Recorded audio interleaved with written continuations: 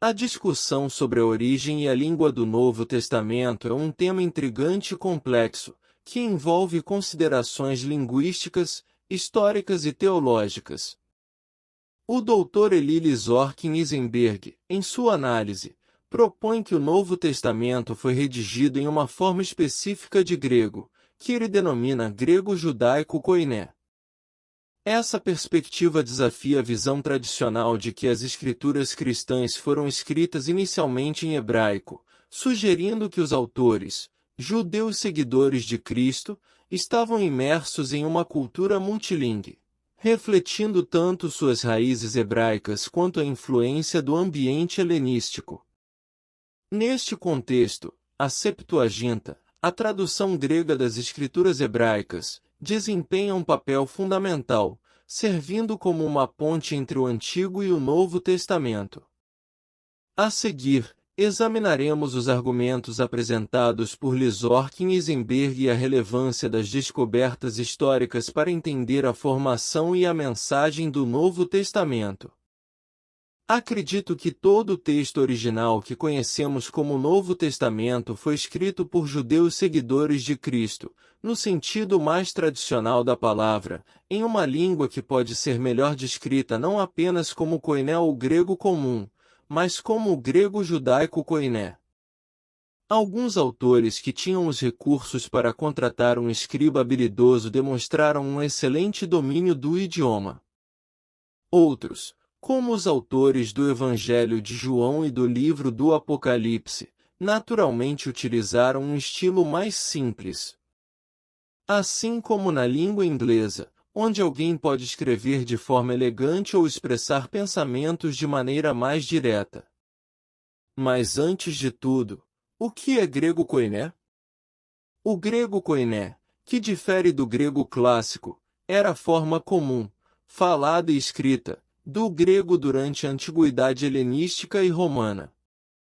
O Novo Testamento foi escrito nesse período histórico. Agora, não considero que o tipo de grego que encontramos no Novo Testamento possa ser descrito apenas como grego koiné. Existe um componente adicional nesse grego koiné, uma conexão significativa com judeus e hebraicos. Por isso, prefiro me referir a ele como judeu grego koiné. O que é judeu grego? O judeu grego, assim como o conhecido judeu alemão, Yiddish, judeu espanhol, ladino, e outras línguas menos conhecidas como judeu persa, judeu árabe, judeu italiano e judeu georgiano, é simplesmente uma forma de grego utilizada pelos judeus para se comunicar. Essa língua preserva muitas palavras, frases, estruturas gramaticais e padrões de pensamento que são característicos do hebraico. Então, o judeu grego é realmente grego? Sim, é grego, mas é uma variante que incorporou padrões de pensamento e expressão semíticos. Portanto, é distinto dos tipos de grego usados por outros grupos. Discordo da ideia de que o Novo Testamento foi inicialmente escrito em hebraico e depois traduzido para o grego. Em vez disso, acredito que ele foi redigido em grego por pessoas que pensavam de forma judaica e, o que é talvez mais importante, eram multilingues. É interessante notar que os falantes de várias línguas podem pensar em múltiplas línguas. Quando se comunicam, eles sempre transferem algo de uma língua para outra. Não se trata de se, mas de quanto. Um argumento comum entre os cristãos que acreditam que partes do Novo Testamento foram originalmente escritas em hebraico é que o texto está repleto de hebraísmos. Hebraísmo refere-se a uma característica do hebraico que aparece em outra língua. Esse é um ponto relevante. Isso indica que estudantes sérios do Novo Testamento não devem se limitar ao estudo do grego. Eles também devem aprofundar seus conhecimentos em hebraico.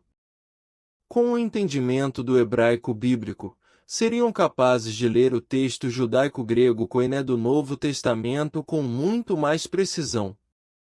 Sugiro que não é necessário supor a existência de uma base textual hebraica do Novo Testamento para explicar a presença de hebraísmos. Embora isso seja possível, essa teoria carece de apoio sólido e urgente. Pensemos um pouco mais sobre isso. Além da habilidade multilingue dos autores do Novo Testamento, a fonte mais confiável para suas citações da Bíblia hebraica era a Septuaginta. Devemos lembrar que a versão grega da Bíblia hebraica foi traduzida por estudiosos judeus proeminentes da época. A lenda diz que 70 sábios judeus fizeram traduções separadas da Bíblia hebraica e, ao final, todas coincidiam perfeitamente. Como mencionei, é uma lenda. O número 70 provavelmente simboliza as 70 nações do mundo no antigo judaísmo. Essa tradução não foi feita apenas para judeus de língua grega, mas também para não-judeus, para que eles pudessem acessar a Bíblia hebraica.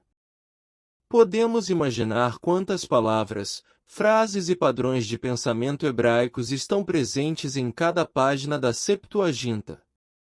Portanto, além dos autores do Novo Testamento pensarem de maneira judaica e hebraica, sua principal fonte de citações do Antigo Testamento provém de outro documento de autoria judaica, a Septuaginta. Assim, é surpreendente que o Novo Testamento contenha tantas expressões hebraicas redigidas em grego. Como um ponto adicional, o uso da Septuaginta pelos escritores do Novo Testamento é, de fato, um conceito bastante interessante. Atualmente, o texto judaico da Bíblia hebraica utilizado é o texto massorético. Quando os manuscritos do Mar Morto foram finalmente estudados, ficou claro que existiam não uma, mas 3 tradições diferentes de textos bíblicos na época de Jesus. Uma dessas tradições correspondia de maneira significativa ao texto massorético, outra alinhava-se com a Septuaginta, e uma terceira parecia ter conexões com a Torá samaritana. A Septuaginta, citada no Novo Testamento, tem um valor significativo, pois foi baseada em um texto hebraico que era pelo menos tão antigo quanto o texto hebraico que um dia se tornaria o texto massorético. Como já mencionei, acredito que todo o Novo Testamento foi escrito em koiné judaico-grego. Permita-me abordar um ponto crucial. Há várias menções nos escritos dos primeiros pais da Igreja sobre um evangelho em hebraico. A referência mais importante e antiga é a de Papias de Hierápolis, que afirmou: Mateus coletou os oráculos no dialeto hebraico e interpretou cada um deles da melhor maneira possível. Portanto, temos um testemunho cristão muito antigo sobre um documento de Mateus escrito em hebraico. Isso se refere ao Evangelho de Mateus em seu original hebraico? Talvez. Poderia ser uma alusão a um documento que Mateus compôs, mas que é diferente do Evangelho de Mateus que conhecemos? Possivelmente. Essa discussão é complicada pelo fato de que todos os evangelhos são anônimos e não contêm referências claras a um autor específico, embora alguns sejam atestados muito cedo. O Evangelho de Mateus não é exceção. Não sabemos se Mateus, o discípulo de Jesus mencionado nos evangelhos, foi, de fato, o autor do evangelho que chamamos de o Evangelho segundo Mateus. Além disso, a expressão "ele interpretou cada um deles da melhor maneira que pôde", utilizada por Papias de Hierápolis, é bastante modesta e não inspira a sensação de que o majestoso Evangelho de Mateus, que inclui textos fundamentais como o Sermão da Montanha e a Grande Comissão, esteja realmente em vista. É possível que Papias estivesse se referindo a algo menos grandioso, ou seja, que ele tinha ouvido que Mateus havia coletado os ditos de Jesus em hebraico e os organizou da melhor forma que conseguiu. Não há razões para negar que tal documento existiu, mas também não há razões particularmente robustas para identificá-lo diretamente com o Evangelho de Mateus. Os pais da Igreja posteriores também mencionam que Mateus escreveu o Evangelho em dialeto hebraico, mas suas informações são, em grande parte, 1. Provavelmente baseadas na afirmação de Papias e 2. Influenciadas pela teologia cristã para demonstrar que os judeus tiveram acesso suficiente aos testemunhos. Descobertas arqueológicas mostraram que hebraico, aramaico, grego e até latim eram todos utilizados pelo povo da Terra Santa durante o primeiro século da Era Comum. No entanto, o Novo Testamento, pelo que podemos observar, foi realmente escrito por judeus seguidores de Cristo em koiné judaico-grego. Esta é a possibilidade mais simples e factualmente precisa. Essa visão explica de forma eficaz a quantidade de padrões hebraicos subjacentes em termos de pensamento, raciocínio, gramática e vocabulário que tornam o Novo Testamento uma coleção distintamente judaica. Reconstruir a história é um pouco como montar um quebra-cabeça com muitas peças faltando. Quanto mais peças do quebra-cabeça você tiver, melhor poderá visualizar os contornos da imagem.